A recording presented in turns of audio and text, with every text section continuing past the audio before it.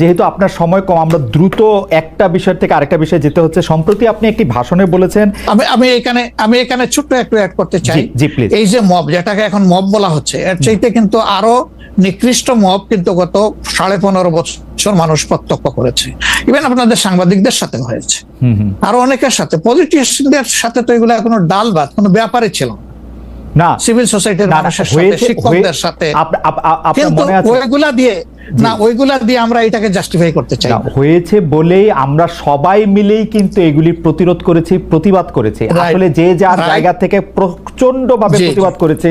আমার মনে আছে ডয়েচে ভেলেতে থাকতে আমি একবার শেখ হাসিনার নাম করে এতবার বলতেছিলাম যে কেন তিনি এটি করবেন, কেন তার এটি সমালোচনা করা যাবে না, এবং কেন তার এটা, মানে আমার মনে আছে যে মানে আমার সাংবাদিকতায় আমি কোনো সময় অ্যাক্টিভিজম করতে চাই না বা অ্যাক্টিভিজমের জায়গা থেকে, কিন্তু এইগুলির প্রতিবাদ আমরা সবাই মিলেই আসলে করেছিলাম, যে যার অবস্থান থেকে। রাজনীতিবিদরা এখনো আমাদেরকে করতে হবে, এখনো যদি আমরা সেই জায়গার মধ্যেই থাকি এবং কেউ আমরা এটা বলি যে তারা করেছে সেজন্য এটা ঠিক আছে, সেইটার ব্যাপারে আপনার কাছে বিচার দিতে চাইছি। প্রশ্নই ওঠে না, এটাকে সাপোর্ট করা যাবে না। আরেকজন অন্যায় করেছে তাই আমি আরেকটা অন্যায় করবো, এটা চলবে না। আর তাইলে আমরা ভালোর দিকে আগাবো কিভাবে? অ্যাবসলিউটলি আমরা আগাতে পারবো। আপনি সম্প্রতি এক ভাষণে বলেছেন, আরেকটা প্রসঙ্গে যাই, যে সেই গণতন্ত্র হালাল যার মাধ্যমে আল্লাহর বিধান কায়েম করা যাবে, বুলেট নয় ব্যালটের মাধ্যমে যেতে হবে। এটা আপনি বলেছেন হাদিসের রেফারেন্স দিয়ে। আপনার এই বক্তব্যের প্রতিবাদ করেছেন মুফতি ডক্টর সাইয়েদ মোহাম্মদ এনায়েতুল্লাহ আব্বাসী সিদ্দিকী।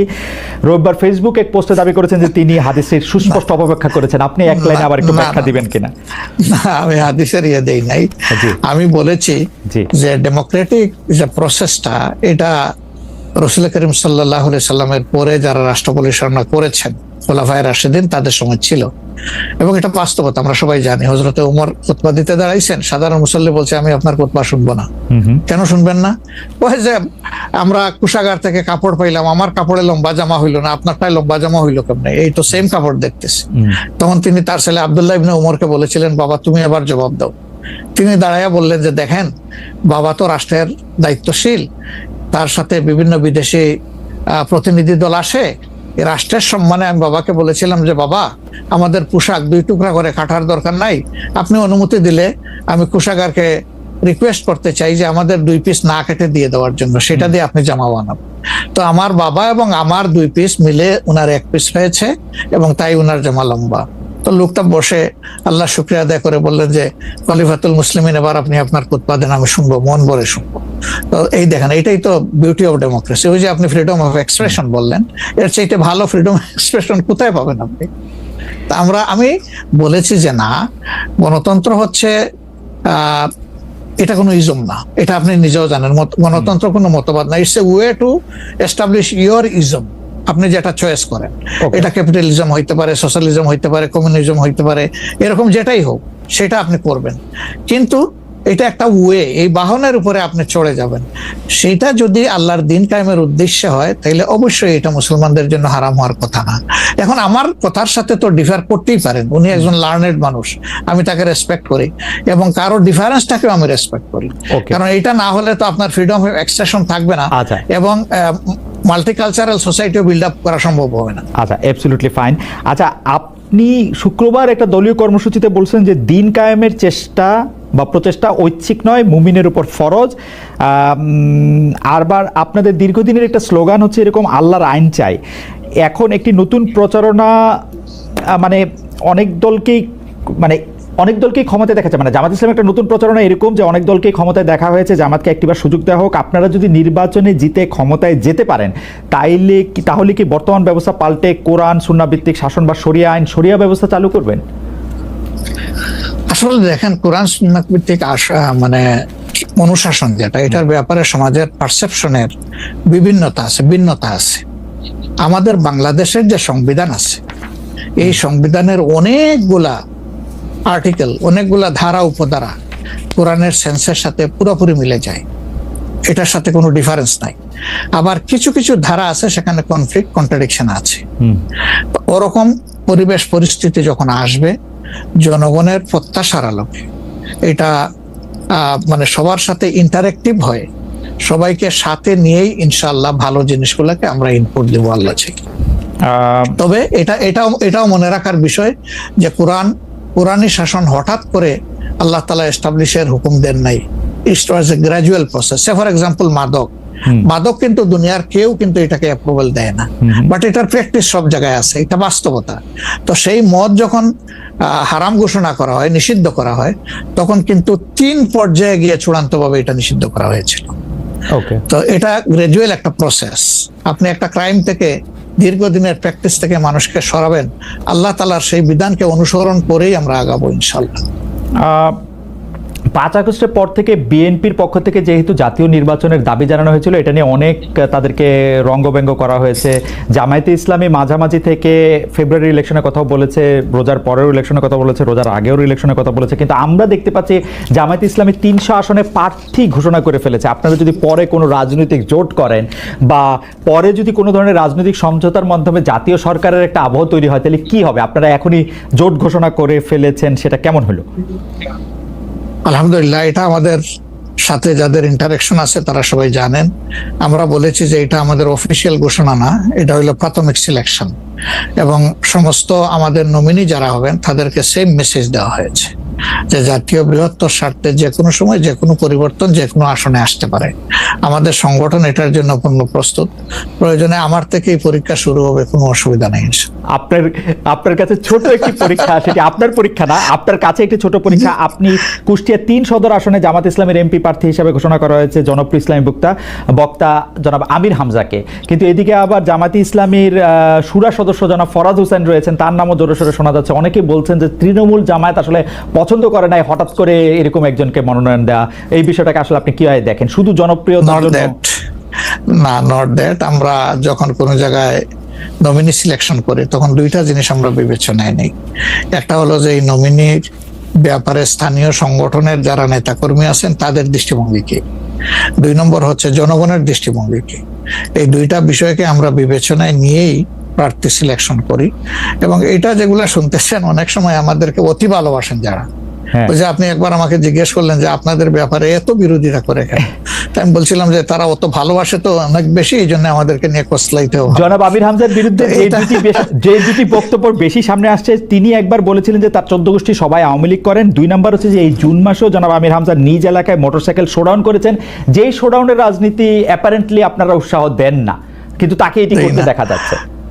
হ্যাঁ, আমরা তার দৃষ্টি আকর্ষণ করেছি। ওকে, আমরা এই ব্যাপারে দৃষ্টি আকর্ষণ করেছি যে পাবলিক ইনকনভিনিয়েন্স হয় এমন কোনো কাজ আমরা করব না, যত দূর সম্ভব এটা আমরা অ্যাভয়েড করে চলবো। দেশকে কিভাবে খালেদা জিয়া আবার উপরে উঠে নিয়ে এসেছিলেন। প্রিয় সহকর্মীবৃন্দ, অনেক আলাপ হয়েছে, অনেক তর্ক বিতর্ক হয়েছে। গত 1 বছর ধরে আমরা দেখেছি পত্রিকার পাতা খুললেই, টিভি চালালেই, ইউটিউবে গেলেই আমরা দেখেছি বিভিন্ন সংস্কার নিয়ে আলোচনা হয়েছে। কিন্তু একটি সংস্কার মধ্যে তোমরা আজকে যেই কয়টি বিষয় নিয়ে আলোচনা করেছো, তোমাদের কর্মসংস্থান, তরুণ সমাজের কর্মসংস্থান নিয়ে আলাপ করেছো, মহিলাদের এম্পাওয়ারমেন্ট নিয়ে আমরা আলোচনা করেছি, কৃষকের কৃষি কার্ড নিয়ে আমরা আলোচনা করেছি, আমরা মানুষের স্বাস্থ্য সেবার জন্য প্রান্তিক মানুষের দোরগোড়ায় স্বাস্থ্য সেবা পৌঁছে দেওয়ার জন্য আমরা স্বাস্থ্যকর্মীর বিষয় নিয়ে আলোচনা করেছি। আমরা আরো আলোচনা করেছি কিভাবে আমরা খাল খনন করব, কিভাবে আমরা বৃক্ষরোপণ করব। তোমাদের কাছে একটি প্রশ্ন, বিগত 1 বছর ধরে আমরা যে সংস্কার আলোচনা দেখলাম, বহু দলের এই যে সরকার যে উদ্যোগ গ্রহণ করেছিল, এই যে আজকে তোমরা এই যেই বিষয়গুলো নিয়ে আলোচনা করেছো, সেই বিষয়গুলো কি তোমরা মনে করো এই প্রত্যেকটি বিষয় প্রত্যেকটি সাধারণ মানুষের জীবনের সাথে সম্পর্কিত? তোমরা কি মনে করো? তোমরা সারাদিন যেই বিষয়গুলি নিয়ে আলাপ করেছো, তোমরা কি মনে করো যে এই প্রত্যেকটি বিষয় সাধারণ মানুষের সাথে, জীবনের সাথে সম্পর্কিত? Yes or no? Yes. কি yes? সম্পর্কিত? ওকে, তাহলে সম্পর্কিত। প্রিয় সহকর্মীবৃন্দ, হ্যাঁ, যেগুলা সংস্কার নিয়ে আলাপ হয়েছে, এর মধ্যে বিএনপিও 3 বছর আগে অনেক কিছু বলেছে, সেই সংস্কারগুলো প্রয়োজন। তবে সবচাইতে বেশি প্রয়োজন মানুষের ভাগ্যের পরিবর্তন। এবং আজ সারাদিন তোমরা যা আলোচনা করেছিল, এই কাজগুলো যদি আমরা করতে পারি, তাহলেই একমাত্র মানুষের ভাগ্যের পরিবর্তন করা সম্ভব। এবং মানুষের ভাগ্যের পরিবর্তন হলে মানুষের যখন তরুণ যুবক যুবতীরা যখন চাকরি বাকরি কর্মসংস্থান করতে পারবে, কৃষক যখন কৃষি কার্ডের মাধ্যমে ধীরে ধীরে স্বাবলম্বী হয়ে উঠবে, নারী যখন ফ্যামিলি কার্ডের মাধ্যমে ধীরে ধীরে স্বাবলম্বী হয়ে উঠবে, যখন আমরা দেশের মানুষের আস্তে আস্তে ধীরে ধীরে রোগীর সংখ্যা কমিয়ে ফেলতে পারবো, যখন আমাদের খাল বিলগুলোতে পানি থাকবে, বন্যা হবে না, তখনই মানুষের ভাগ্যের পরিবর্তন ঘটবে। এবং মানুষের ভাগ্যের পরিবর্তন ঘটা মানে দেশের ভাগ্যের পরিবর্তন ঘটবে। প্রিয় ভাই বোনেরা, আমি বাংলাদেশকে, বিএনপি বাংলাদেশকে সিঙ্গাপুরও বানাতে চায় না, মালয়েশিয়াও বানাতে চায় না, কানাডাও বানাতে চায় না, যুক্তরাষ্ট্র বানাতে চায় না। আমরা চাই একটি স্বাবলম্বী বাংলাদেশ, যেই বাংলাদেশে মানুষ দেশের ভিতরে কর্মসংস্থানের ব্যবস্থা থাকবে, খেয়ে পরে বেঁচে থাকবে, শান্তিতে থাকবে, যেখানে দুর্নীতি নিয়ন্ত্রণ থাকবে, দুর্নীতির লাগাম টেনে ধরতে আমরা সক্ষম হব। সেরকম একটি বাংলাদেশ চাই। অনেক কথা হয়েছে, আসো প্রথমেই আমি বলেছি দেশ স্বাধীন সকলে কাঁধে কাঁধ মিলিয়ে করেছি। দেশ স্বাধীনতার যে যুদ্ধ, সেই যুদ্ধ কাঁধে কাঁধ মিলিয়ে লক্ষ লক্ষ মানুষ একসাথে করেছে, তখন কেউ তাকায়নি কে কি। আজকে আসো, দেশ গড়ার যে পরিকল্পনা, এই পরিকল্পনা সফল করতে হলে তোমাদেরকে আজকে ছড়িয়ে ছিটিয়ে পড়তে হবে সারা দেশে, যে যেখান থেকে এসেছো। এবং শুধু ছড়িয়ে ছিটিয়ে পড়লে চলবে না, তোমাদের হাতে যে ফোল্ডারটি দেওয়া হয়েছে, হয়তো সংখ্যা কম, আমরা চেষ্টা করব তোমাদের কাছে আরো এই ডকুমেন্টগুলো পাঠাতে। মানুষের দৌড় গোড়ায় চলে যেতে হবে, প্রত্যেকে দৌড় গোড়ায় চলে যেতে হবে। দলের একজন প্রতিনিধি হিসাবে, দলের অ্যাম্বাসাডার হিসাবে তোমাদের প্রত্যেককে, ছাত্র দলের প্রত্যেকটি নেতাকর্মীকে তোমার এলাকার, গ্রামের, ওয়ার্ডের, ইউনিয়নের গোড়ায় গোড়ায় চলে যেতে হবে, ঘরের দরজায় দরজায় চলে যেতে হবে। মা বোনদেরকে বলতে হবে তাদের জন্য আমরা কি করব, কৃষকদেরকে বলতে হবে তাদের জন্য আমরা কি করব, তরুণ যুবক যুবতীদেরকে বলতে হবে তাদের কর্মসংস্থানের জন্য আমরা কি করব। অর্থাৎ তোমাদের হাতে যে কাগজগুলো আছে, সেখানে প্রায় সমাজের প্রত্যেকটি মানুষের কোনো না কোনো একটি আশার আলো আছে। আমরা যদি একসাথে কাজ করি, ইনশাল্লাহ আমরা সেই বাংলাদেশ গড়ে তুলতে সক্ষম হব যেই বাংলাদেশের প্রত্যাশা আমরা করি। অনেক সময় লাগবে, কষ্ট হবে, অনেক কঠিন, অনেক শত্রু আছে যারা আমাদেরকে বাধা দিবে, কিন্তু এই দেশের মানুষকে কেউ বাধা দিয়ে দাবিয়ে রাখতে পারেনি। ইনশাল্লাহ দেশ গড়ার পরিকল্পনা কাজ যখন আমরা শুরু করব বাংলাদেশের মানুষের রায় নিয়ে, তখনও ইনশাল্লাহ কেউ আমাদেরকে দাবিয়ে রাখতে পারবে না। কিন্তু তোমাদেরকে সকলকে যেতে হবে আজকে মানুষের দৌড়গোলায়, মানুষকে ঐক্যবদ্ধ করতে হবে। ভাই বোনেরা, তোমাদেরকে আরেকটি কথা বলি, এই দুইটি বিষয় আমি উল্লেখ করব, দুইটি বিষয় উল্লেখ করে আজকে তোমাদেরকে ছেড়ে দিব। এবং ছেড়ে দেওয়ার পরে যেই কাজটি বললাম, সেই কাজটিতে কিন্তু তোমাদেরকে প্ল্যান করতে হবে। তোমরা এখানে যারা আজকে ছাত্র দলের বিভিন্ন ইউনিটের নেতৃবৃন্দ উপস্থিত আছো, তোমাদের নিচে তোমাদের আরো অনেক সহকর্মী আছে।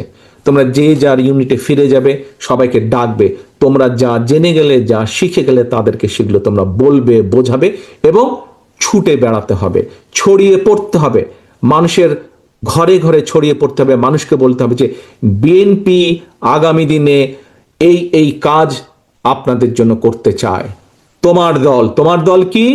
বাংলাদেশ জাতীয়তাবাদী দল। বাংলাদেশ জাতীয়তাবাদী দল এই কাজগুলো কৃষকের জন্য এই করতে চায়, নারী সমাজের জন্য এই করতে চায়, ছাত্র ছাত্রীদের জন্য এই করতে চায়, শিক্ষকদের জন্য এই করতে চায়, মসজিদের ইমাম মুয়াজ্জিম সাহেবদের জন্য এই করতে চায়। প্রত্যেকটি মানুষের কাছে তার মেসেজগুলো পৌঁছে দিতে হবে। প্রিয় সহকর্মীবৃন্দ, আমরা মানুষ, পৃথিবীতে আমরা বসবাস করি, আমরা মানুষ হিসাবে মানুষের জন্য আমরা কাজ করতে পারি। আমাদের সীমাবদ্ধতা আছে, পার্থিব সীমাবদ্ধতা আছে। সেই পার্থিব সীমাবদ্ধতার মধ্যে থেকে আমরা মানুষকে যা দিতে পারি, যা করতে পারি, আমরা মানুষের কাছে সেটি কমিট করব, সেটি কমিটমেন্ট দেব। এখন যার মালিক আমি বা তুমি কেউ না, তার কমিটমেন্ট কি আমরা দিতে পারি? তার কমিটমেন্ট আমরা দিতে পারি না, যা আমাদের সাধ্যের বাইরে। এখানে আমরা মুসলমান আছি, অন্য ধর্মের মানুষ এখানে উপস্থিত আছে।